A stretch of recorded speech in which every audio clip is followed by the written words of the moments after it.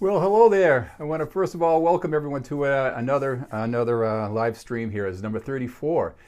Before we get started, I was behind my curtain here on my other computer, so I had to run and get.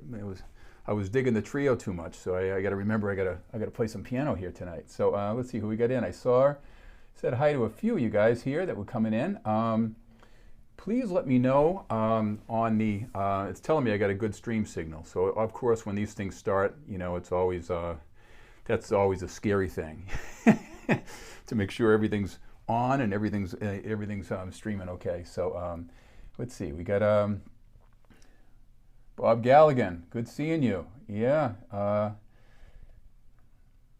Well, I got a really special show for you tonight.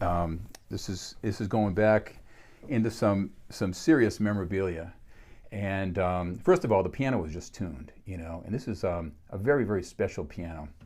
But before we get into that, we're gonna kind of go on a journey about this piano. It's been all the way from Laguna Beach into another apartment over there, and a lot of great players have played it. And my adventure over there, and it traveled all the way here to Arizona. So it's so I'm going to be sharing a lot of that with you tonight. So it was really cool for me to go through all these pictures and all. So let's see. Oh, Karen. Oh, great to see you, Karen. Great singer. I'm glad you stick around, Karen. You're in this.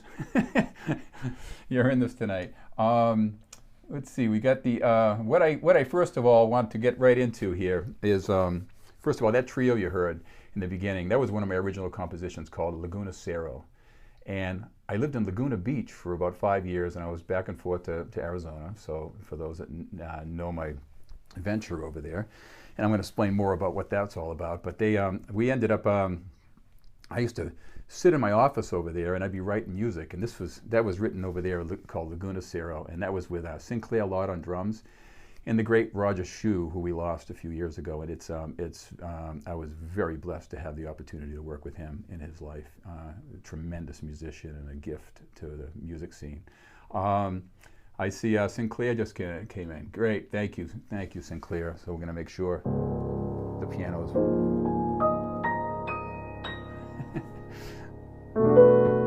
So this piano is a very special one, but we're going to get into that in a minute. But what I want to do first of all is I want to, I hope everyone's doing okay. You know, it seems to be we have a little element of hope in our world right now, and this is, it's come a long way. I mean, we're looking at this is going on, like I say, since March, and I haven't had any gigs, and there's no gigs really on the horizon, so I've been doing a lot of teaching, which has been great.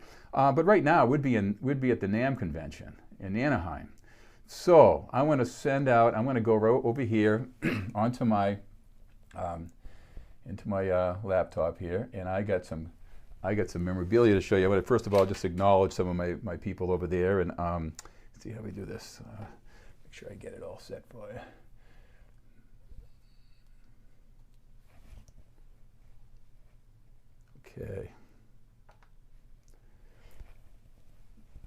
Okay, so we should be on this is the NAMM convention over there in Anaheim, and we'd be there, and there's thousands and thousands and thousands of people. It goes on for a couple of weeks, and an absolute tremendous opportunity. I was with the Earthworks microphone company, and I'm a proud artist for the company. I have it in the piano here, and they're just wonderful. So this is what it kind of looks like, the convention coming in. and it gets to be just, in this, you're going to be seeing some pictures here that look very unusual to us now because we haven't had this opportunity to have the, you know, the connection. You see big crowds and you get a little spooked, you know. So here's me playing the booth for the Ravenscroft microphone. People can come in and put headphones on and hear it. And a lot of great artists. You never know who's going to be there. You look up and you know there's someone say, "Well, you sound really good," and it's and he's the Barbra Streisand's piano player. So you know you never know who's going to be there. You know, and I looked over. Peter Erskine was there. You know, it's like this all this kind of just great. You know, everyone's there. So we kind of missed that. Here's the setup here for the Earthworks microphone. And it is, it's really something. They have all the headphones wrapped up, and this is a different booth from different years. Here's the Earthworks booth. Here's me with Michael Spreeman from Ravenscroft. It's one of my favorite things to do when I go to the NAMM convention, is to go say hi to Michael and the guys over there. They're just wonderful. They're here in Arizona, but they make one of the most incredible pianos you ever can get your hands on. You know, they're just really marvelous, and I'm a big supporter of their Ravenscroft virtual piano as well. So there's me and Michael, and I'm, you know, sitting, I always go up there and hang out between my shifts over on the booth. So I'm playing with Michael, playing around over there, and then here's me at the beautiful piano, just really something. The inside of the keys are all rosewood. You know, they're like the reddish wood. It's really wild. You got to really see it. Here's me and Daniel from the Earthworks microphone, and I'm 6'3", so you can imagine how big this guy is. He's a big guy and a great guy. He's the owner of the company, and here's what was going across my booth. You know, typically every few hours they have raffles and things, and just, you know, hundreds and thousands of people. There's Craig and Kim, and just this wonderful people. You know, I can't say enough about them. You know, you got a small company like this, you really feel the warmth they have and the passion for this instrument, for the microphones they have. Here I am with Miss Monet. She's a great singer, and we were playing. I even remember to this day we were playing. I Got It Bad, and that ain't good. No, Good Morning Heartache. Good Morning Heartache. Yeah, and she was great, man. What really good singer. And so here we are.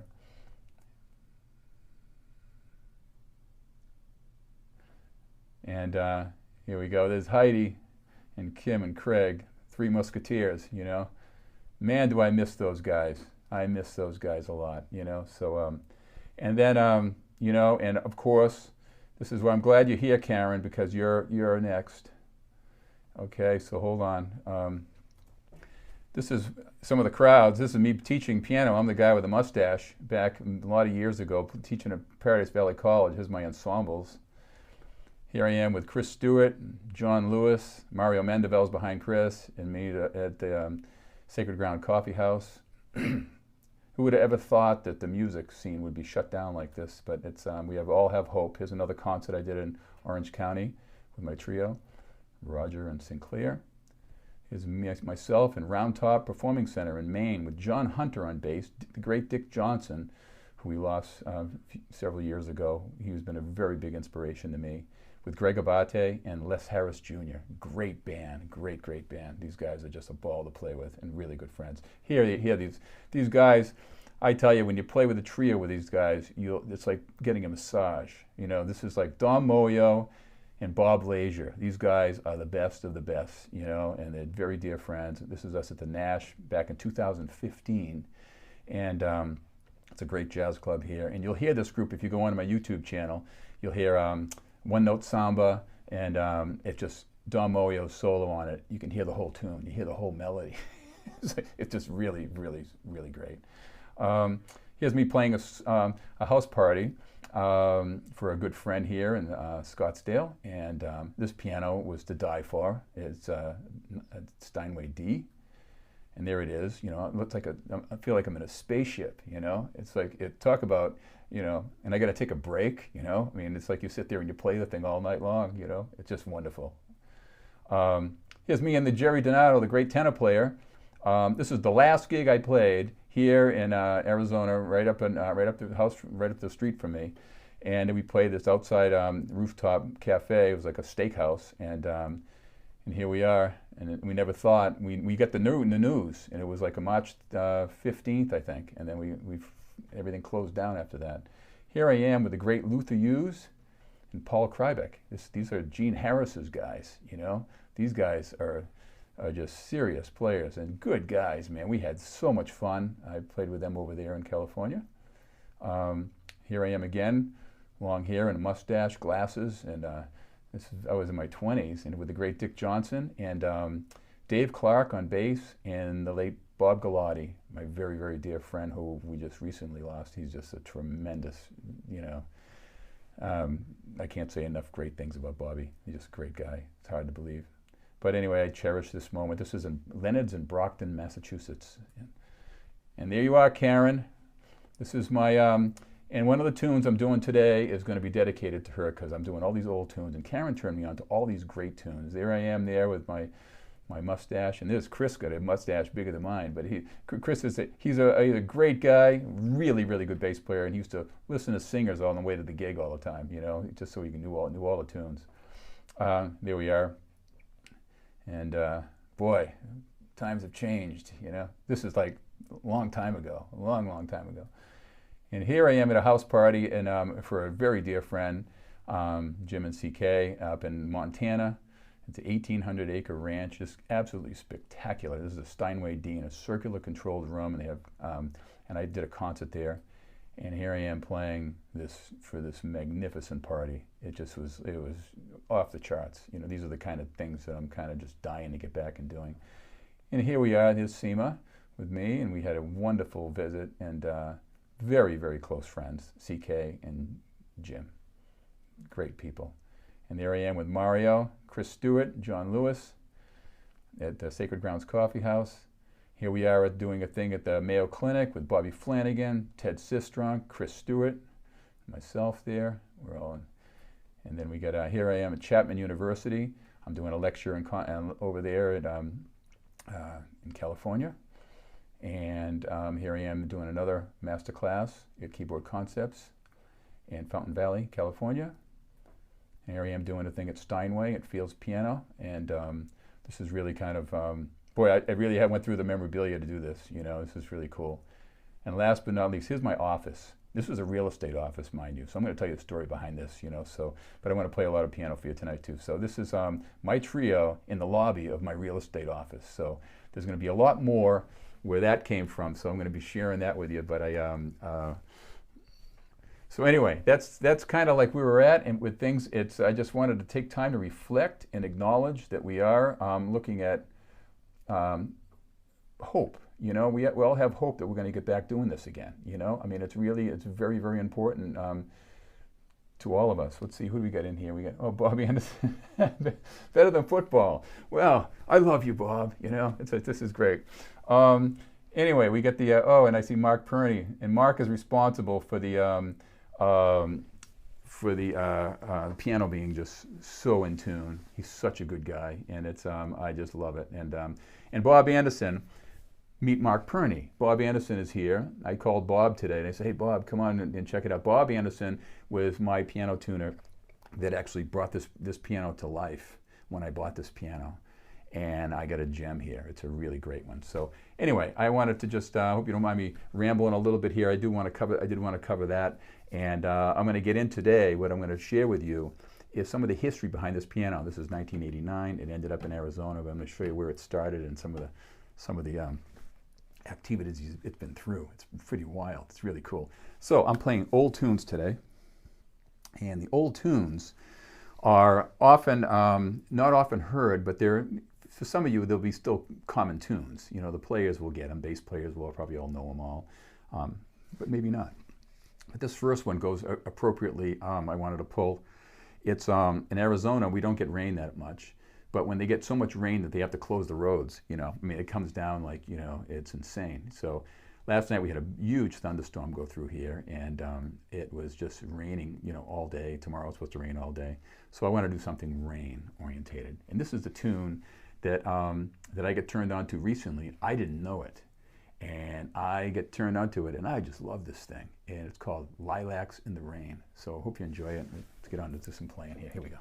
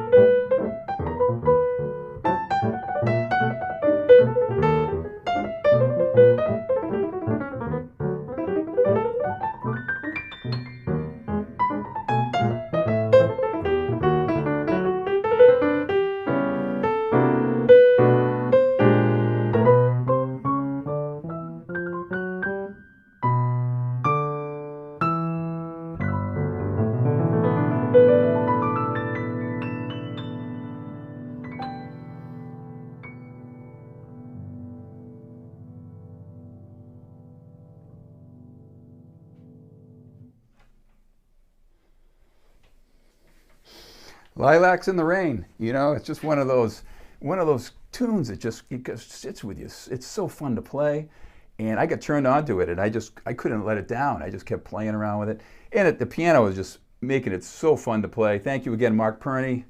If you're in Arizona, he's the man. Well, he's one of the greatest ones. You know, it's great. And again, let's see who we get out here. Malcolm, good seeing you. Good seeing you guys.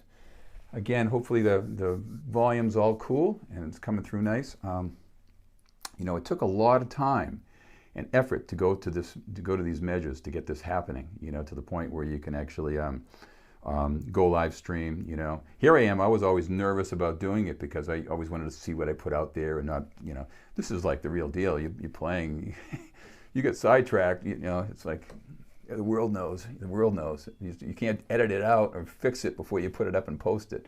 So it's been a really nice thing. I've got a lot of really great feedback and all. But I want to take you right now to a thing here. Let's see. I want to take you right now to, and then I'm going to do one of Karen Cameron's tunes. It's like this is really a cool tune. But I'm going now to my office. And again, this was really special to me because I went through this.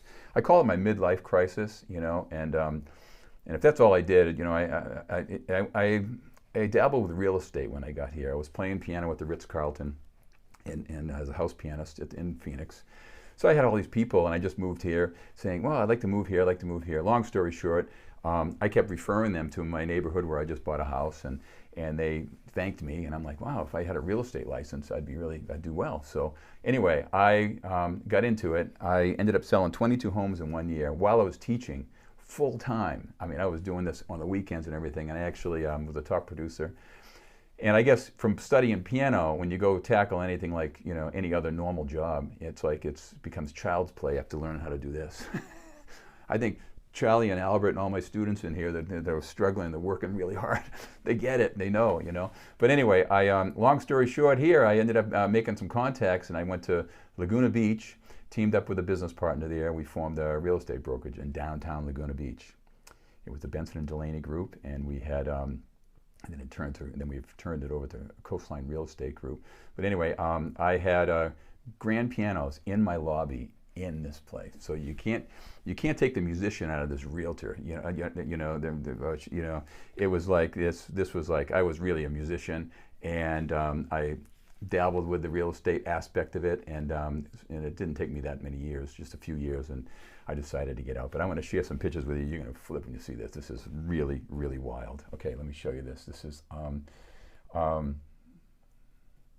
here we go. This is.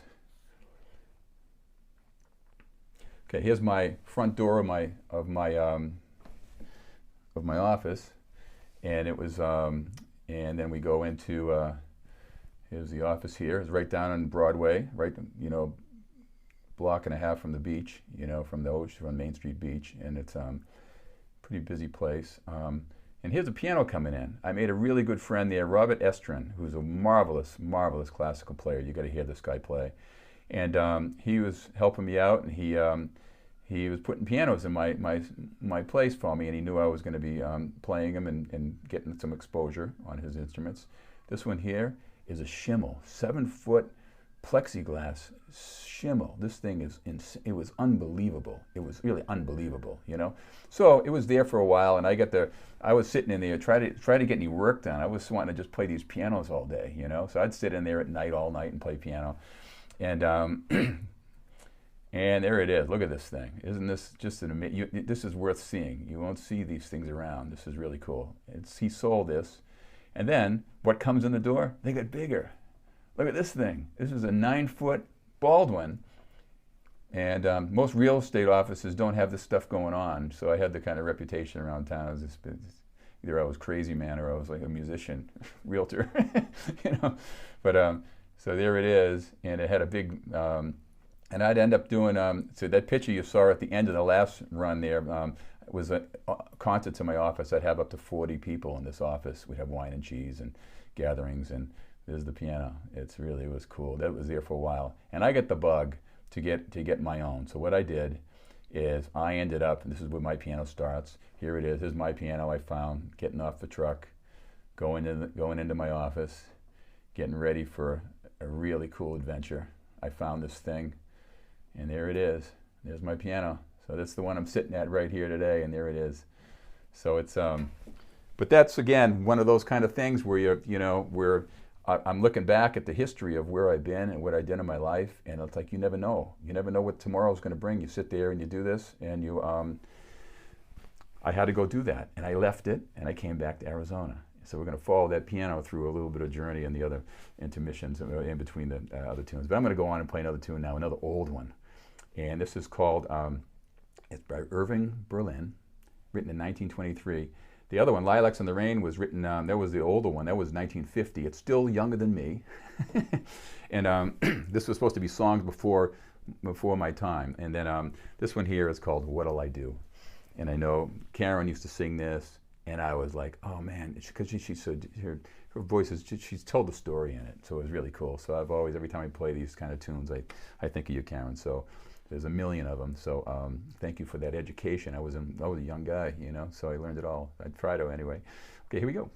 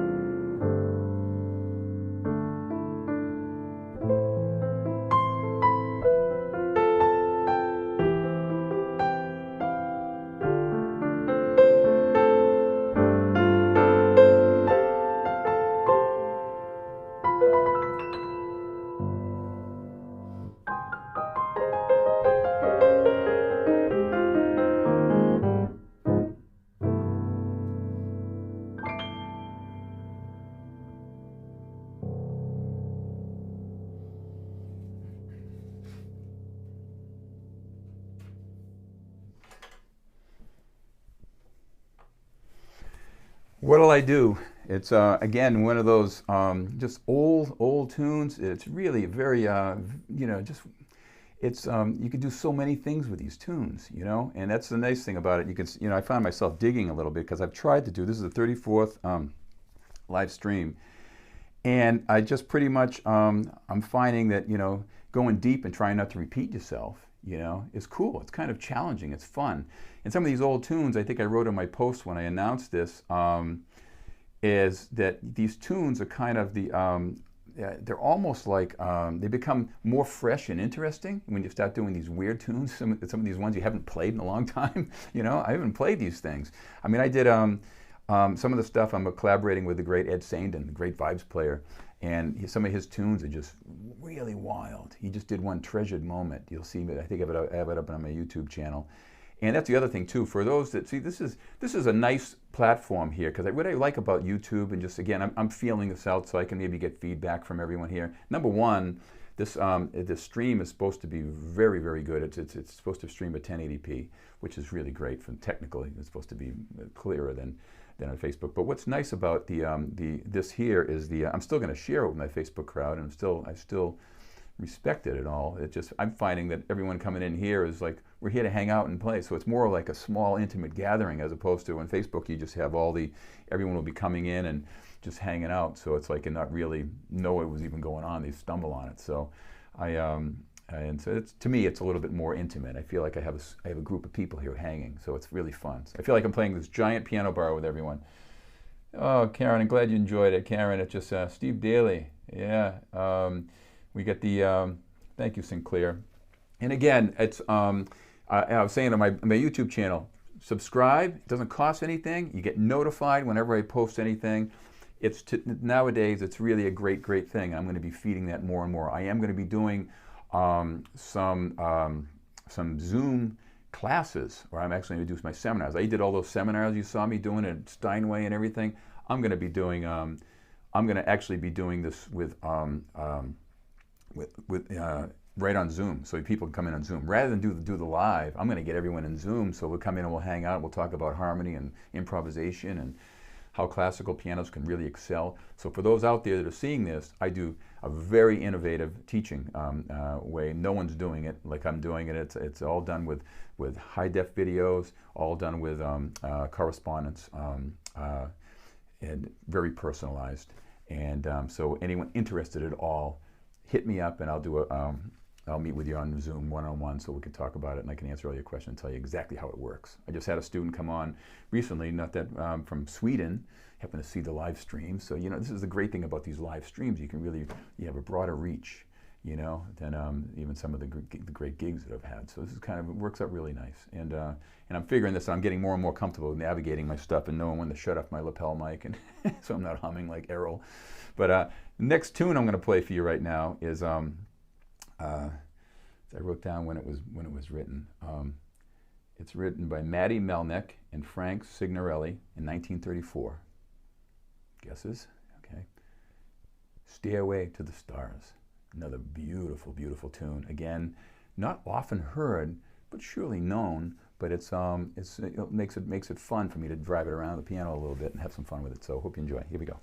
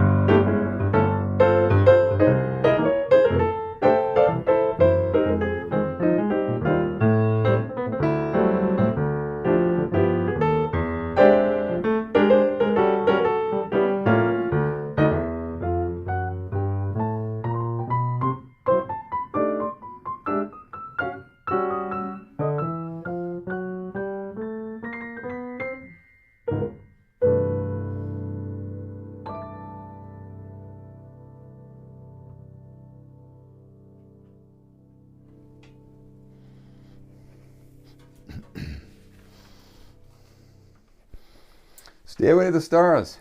It's funny, I lose my voice. It's funny. It's like, thank God I don't have the mic on. Let's see, who we got in here? We got the, I can see over here.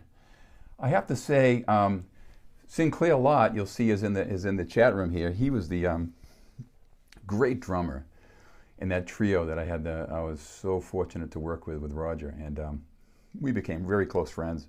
And it's just one of those things where you, when you connect and click with these players, you know, doesn't matter where you are. There's a slew of just fabulous players here in Arizona, and of course all my people in Boston, and I know my cousin Joe is down in Florida. There's just, you know, just everywhere you look, you'll find each other.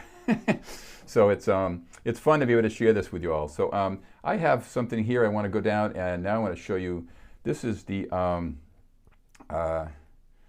let's see. I want to show you where the office. Okay, take a look at this. This is really wild. You'll never imagine this going on in a real estate office. I probably should, if I stayed in there, I would have been like, you know, I would have had my own TV show, you know. So hold on, let me see if I can pull it up here. It's the okay, here we go. Office concerts. Okay, this is really wild, and there'll be some familiar faces in here too, which is kind of cool, you know. So.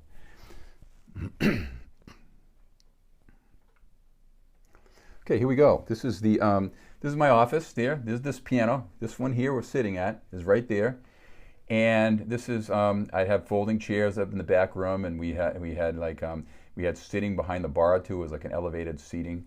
It was really cool. See the seating up top here.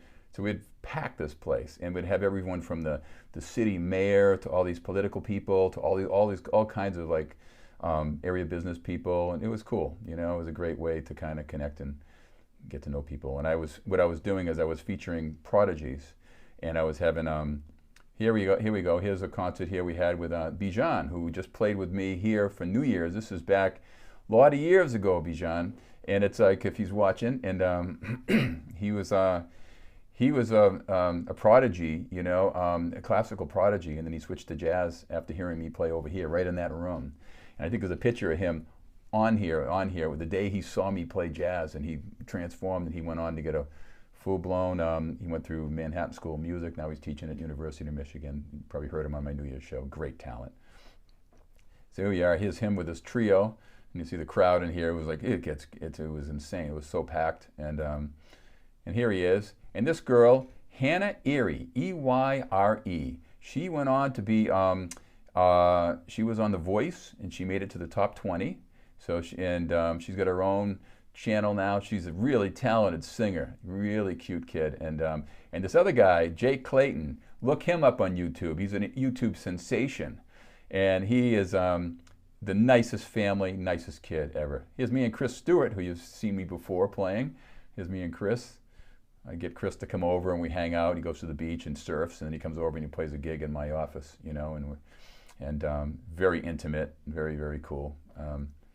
There's Hannah, and there's little Jake Clayton, just absolutely wowing these people. I mean, this kid is like just beyond what you can imagine. And I had to take this one because look at how he's sitting on the bench. It's like his feet can't even hit the pedals, and he's like playing stuff that was just outrageous. I mean, just really, really, and he's still competing and playing classical concerts and things, and he's big. He's like 3 times his size now. It's hard to believe. This was back in 2000, maybe 10, 11, 12. It was right in the, yeah. It's been almost 10 years, you know. So there I am, and then here's those special kids, and there's his mom with Jake, and here's Robert Estrin, who was supplying those pianos. He's another one that has living pianos. He's online. He's a really good friend, a phenomenal classical player, and he was doing a concert there and just wowing people. I mean, he's like world class. So this piano has seen some serious playing on, you know, and so I feel, and here I am, and getting ready for my trio hit. And here we are. This is this jazz trio. They're doing everything but sitting inside the piano. But it was so fun. We had so much fun, and it was just burning. This one was and there's Bijan. If you look right to the right, the kid with the dark hair, this right here, that's Bijan. first time he's heard, like, he got really, turned on to this music, and he really went for it, and he just really gifted, doing great things with it. There's me, Roger, and Sinclair, and that's it. So anyway, back to some playing, but I wanted to share that history. So this piano is very, very special. It's a great one. It's built in 1989, and I found this thing. This woman had to sell this, and I was I was having all these big pianos coming into my office. I was playing that Schimmel, and then I had the 9-foot Baldwin. It's like, I'm not going to get a piano again. I'm going crazy here. So anyway, I found that I wasn't really looking, but when I stumbled on this, I was like, wow, there's something about it. So my piano tuner, Bob Anderson, who's here tonight, he's in here, and a very dear friend, he brought this thing around and resurrected this, and it was just so, and he said this is one of the greatest ones he's ever touched. It was like, it's that good. I mean, it had the yellow and keys on the top because it was a defect with the factory back in this time, but I knew when I played it, this piano had some serious stuff. I'd put this up against any brand new Yamaha C3 out there. It's that good. So I had Bob do his magic to it, and then Mark Perney, the same thing. Mark said, this is a great one, so and I'm very particular with pianos. I just can't play anything. I want to have the best, or I'll rather go play my electric piano, So anyway, that was fun.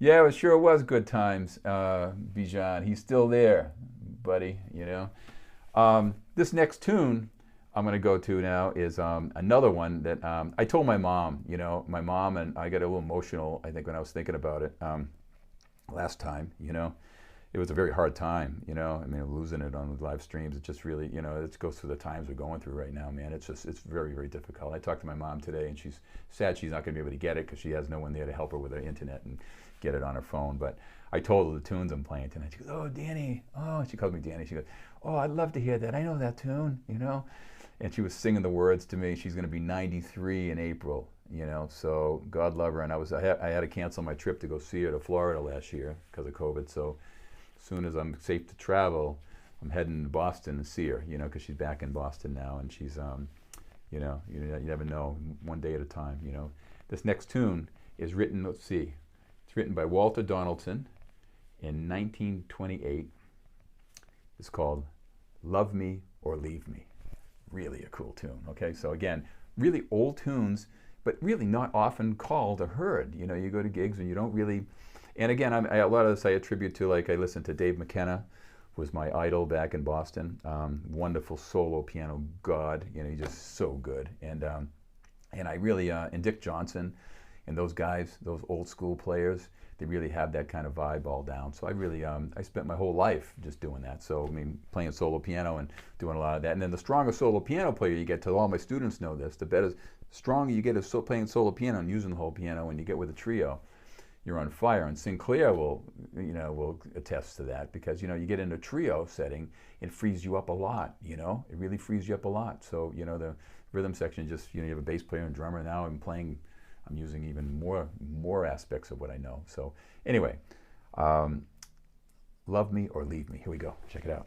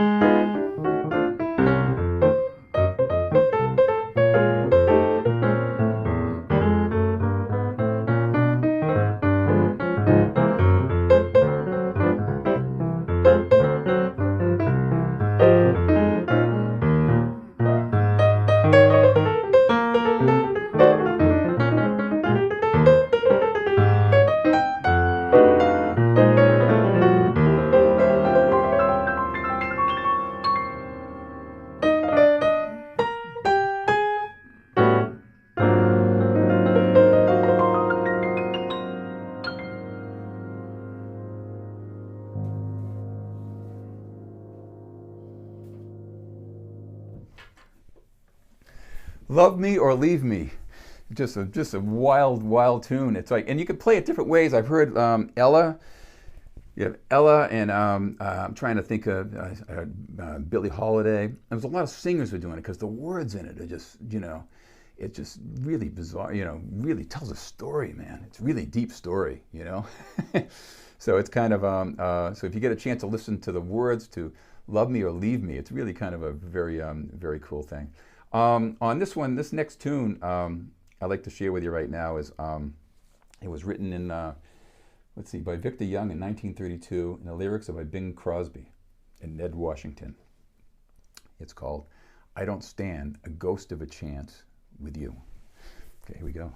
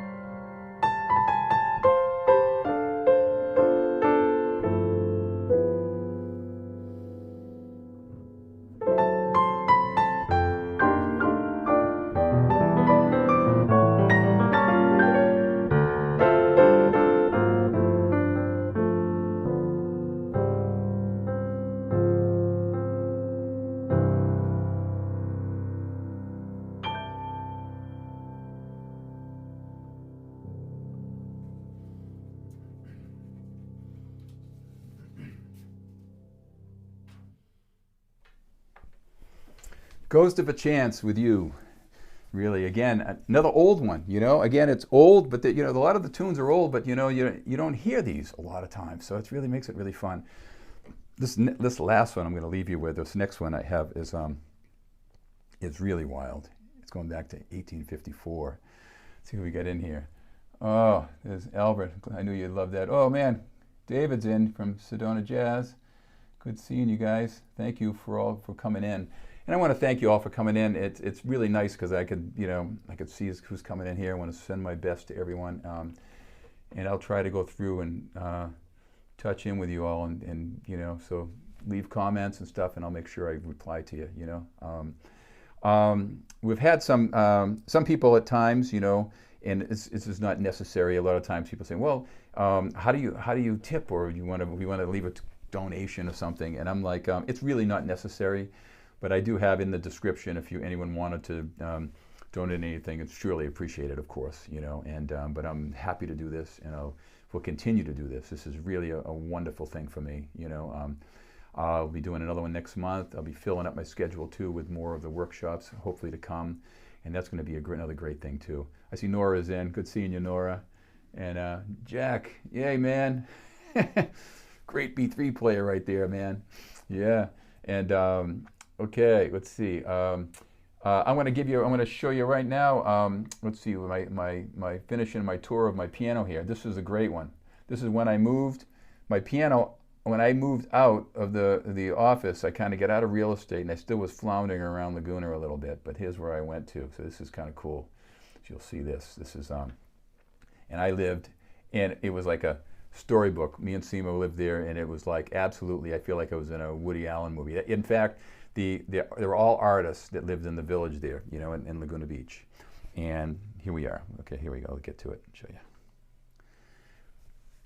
This is going to my apartment in the back of Laguna Beach. This is right on Ocean Ave. Right to me, it was Cliff Weissman, a very, very well-known.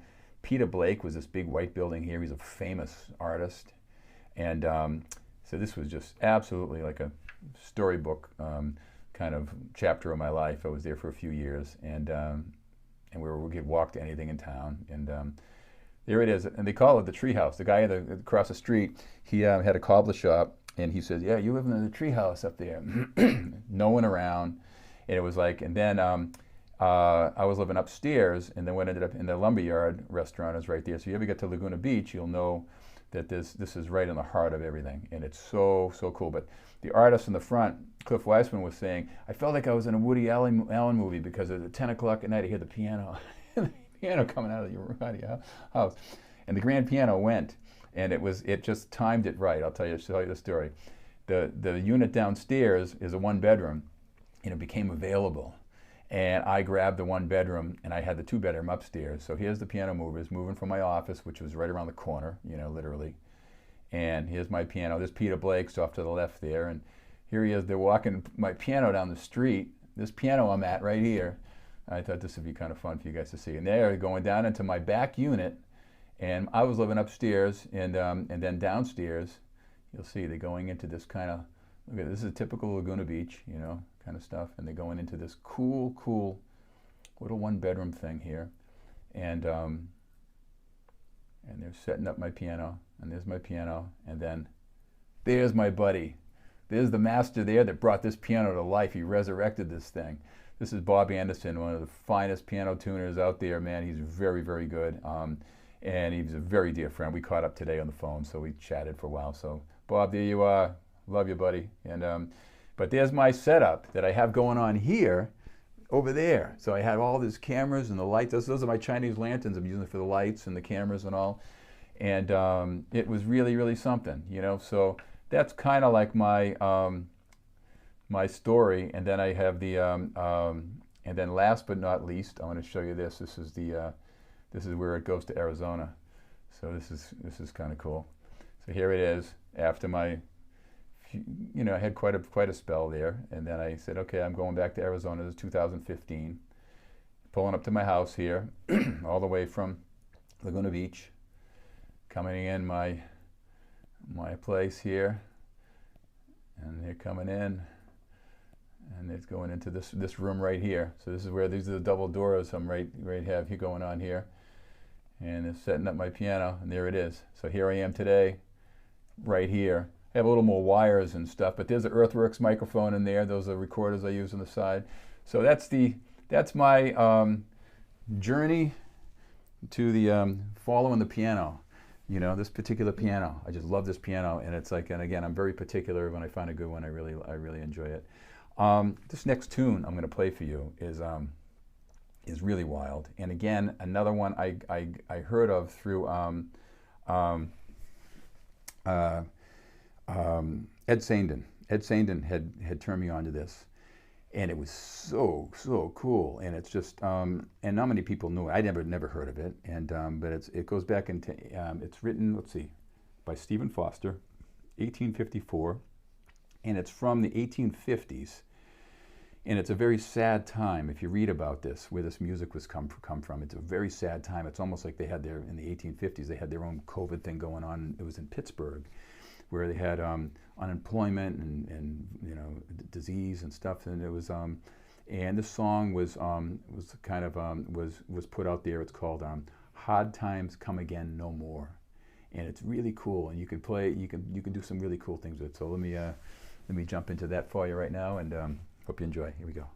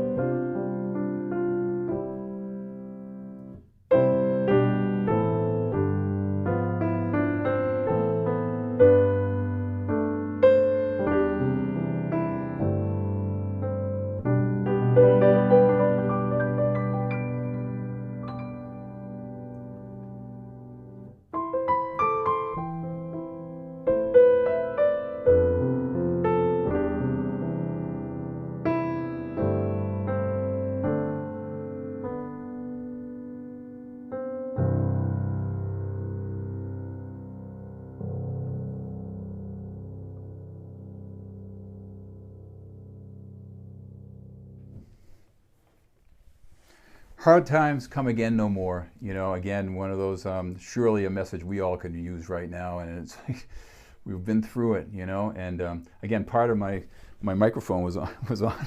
I knew I was going to forget to do that. And so now you know what Errol Garner goes through. And I always do that. I always hum.